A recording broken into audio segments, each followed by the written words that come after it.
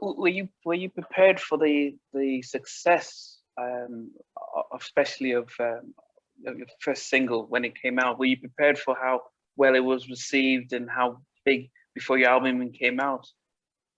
Right. You know what? In all honesty, I believe that it kind of pretty much caught the label off guard. And I say that because we didn't have an album ready. We went on tour for a year with one song, like with Can't You See, which was incredible, you know? So it was just like, but when we came off, it was like we had to catch up. We had to play catch up to get the album done. And, you know, being babies in the industry is just like I said, going in that studio is just like, and recording you, it's not as easy when you're not used to it. You're in a major studio now, and you're able to hear everything. If you go, you can hear it, and it's like very loud, so it can be very intimidating in that booth. And it was moments I was intimidated, you know, in the booth, it's like not a little nervous, but scared, like, oh my goodness. And you got this big time producer that you're a kid, but at the same time too, you know, now I'm out of high school because at this time, and we're recording, and I'm looking at him, but I'm still starstruck because I'm like, this is Puff Daddy that was chasing Mary around in that Real Love video, you know, because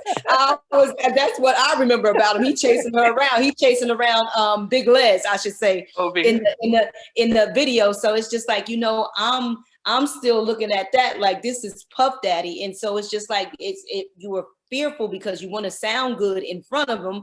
And then it's just like, you know, he's looking to pull things out of you and he's saying, yes, I like this. No, I don't. So it was just like, it was a lot, but it was such an amazing experience. Amazing.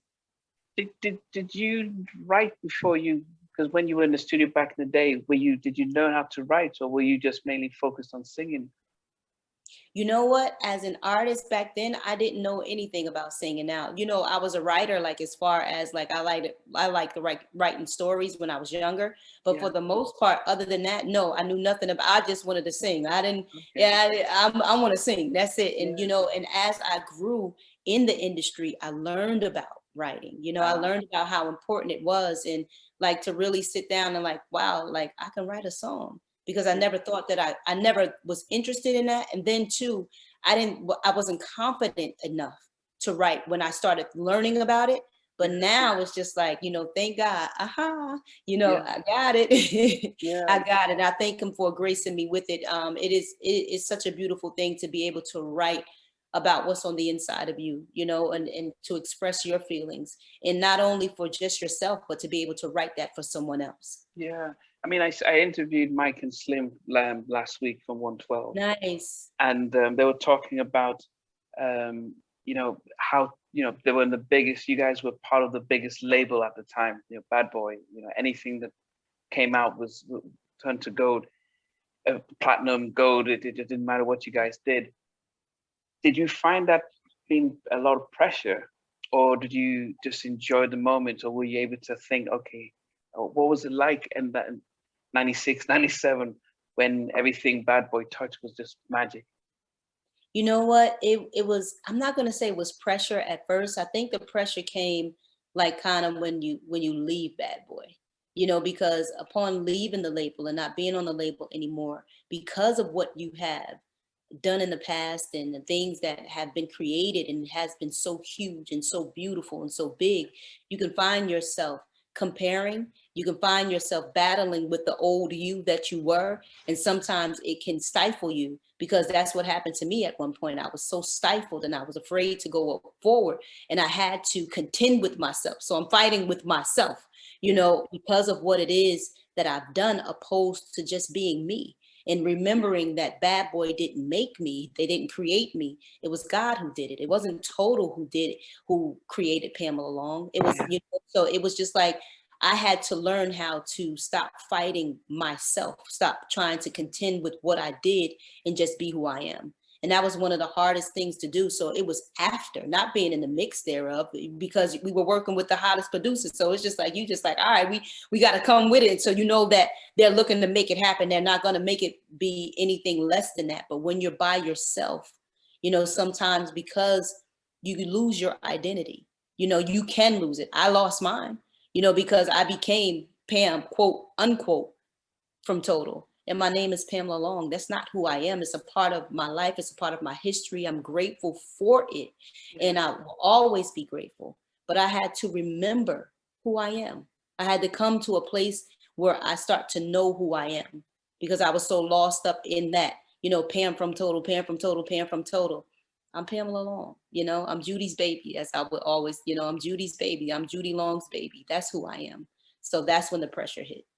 You say that, but it's quite a challenge for all of us. I mean, whether you're a doctor or a police officer, we tend to get wrapped up in our work as our identity. And I guess for somebody like yourself, being in the limelight and thousands of people screaming for you, it must be even harder to be able to separate yourself from the persona of the entertainer. When after your second album, you still have big hits, and then there's no third album. Was that where the challenge became, where it was like, what do I do next, or who am I? You know what? It wasn't that fact. It was more or less that, when it was time, we were at the height of our career and things just came to a halt.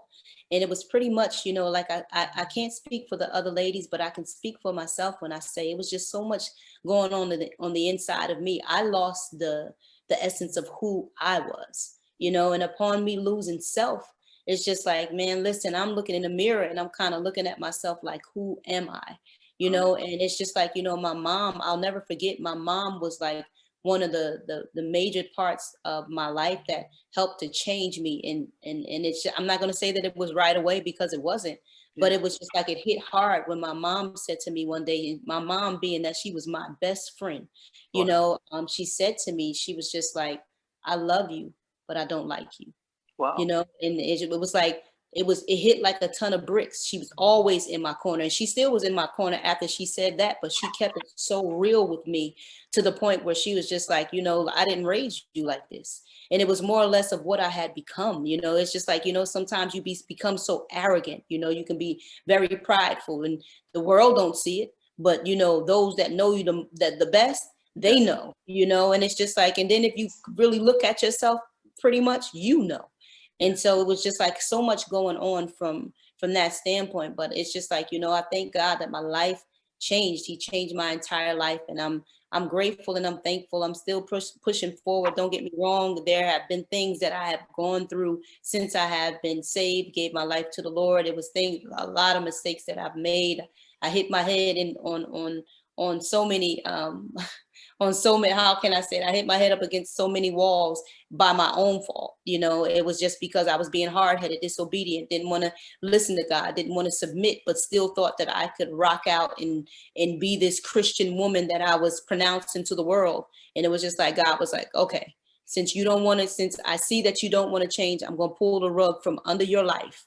And that's exactly what he did. And God exposed me on so many different levels. And then from there, it's just like, now I'm in a place where I'm looking to be back and to be who he says that I'm supposed to be, not who I try to make myself look like, So this is the journey that I'm on now. And I'm so grateful for God not taking my life, because he could have, So at the end of the day, I'm a work in progress, but I can't make no excuses for myself no more. And it's just like, I'm not trying to be what I'm not. I just want to be who he says I am, So. I noticed that you you came out with a book recently, and was this a lot more about your journey and your transformation and where you're planning to be? You know what? No, this book that's out now was pieces, total exposure, pieces of me. It's just about my life and some of the things that I went through, some of the hurts and the pains and from a young girl growing up, from going through molestation, going through promiscuity, going through, being that girl who was the ugly girl who never loved herself, and growing up being a woman, a grown woman, and people thinking that, quote unquote, I loved myself, and I didn't, and so it's just like putting on that whole persona. And then it's just like, after all of that, it was just like, God just, like I said, rip the covers off of me. If you think that you can play with God, you can't. He's so much bigger, so much greater, knows all things, knows the heart. And like I said, I'm grateful for just another opportunity. So that the exposure and all the rest of the stuff came after the book, so it's just like, I just thank God because he didn't have to grace me to be here. Yeah. So, whew.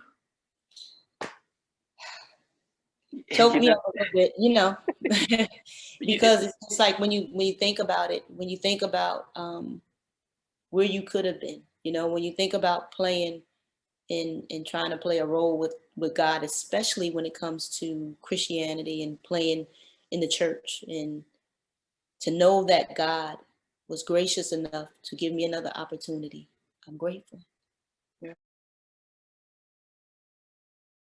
Thanks for watching. Please remember to subscribe to the channel, but most importantly, to press the notification bell so that you can be notified when we do have a new interview. Loads to come, but thanks a lot for watching.